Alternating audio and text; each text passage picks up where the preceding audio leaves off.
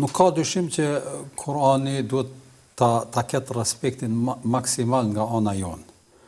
Por ndoshta disa prej besimtarëve e paramendojnë që leximi i shtrirë apo ratë është mungesë respekti apo manifestim mungesë respekti ndaj Kuranit. Mirë, po kjo nuk është e drejtë.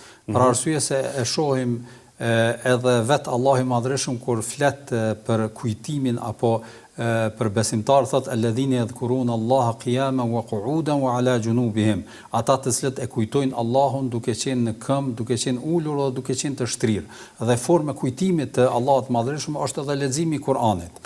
Pastaj kemi direkt edhe praktike pejgamberit sallallahu alajhi wasallam, Aisha radhiyallahu ta'ala anha tregon se pejgamberi sallallahu alajhi wasallam ka qenë i shtrirë në gjoksin e saj. Te gruaja e saj edhe ka lexu Kur'an.